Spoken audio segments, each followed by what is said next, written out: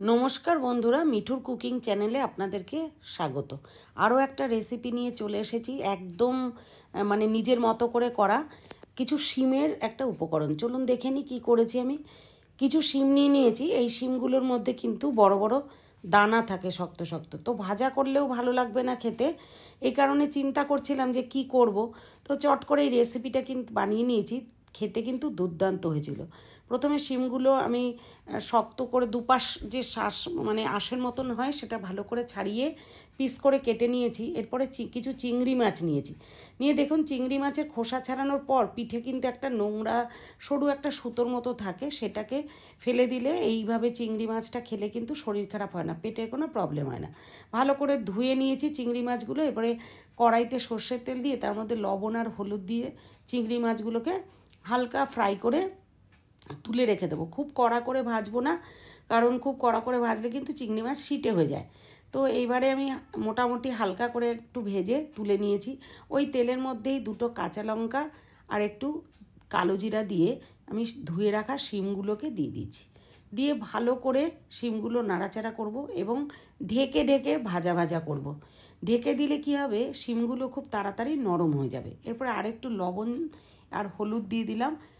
অল্প করেই লবণ দিয়েছি, কারণ পরে আবার একটু লবণ দেব। দিয়ে ঢাকা দিয়ে রেখে দিয়েছি। দিয়ে ভালো করে নাড়াচাড়া করে ভাজা করে আবারও শিমগুলোও তুলে নিচ্ছি।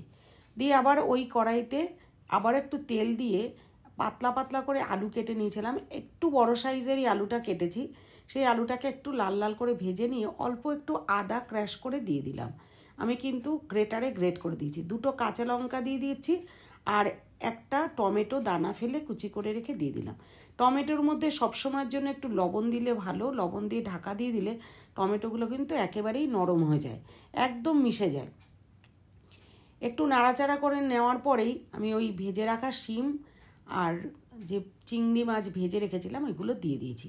দিয়ে ভালো করে নাড়াচাড়া করে আবারও একটু হলুদ, একটা বাতাসা আর একটু পেস্ট করে রেখেছিলাম সর্ষে পোস্ত আর সাদা তিলের, ওই পেস্টটা দিয়ে দিলাম। দিয়ে ভালো করে কষিয়ে নিয়ে এরপরে কিন্তু আবার একটুখানি ঢাকা দিয়ে কষিয়ে নিয়ে, এরকম ঢাকা দিয়ে দিয়ে কষাতে হবে, তাহলে অনেকটা নরম হয়ে যাবে আর তাড়াতাড়ি কষানোও হবে।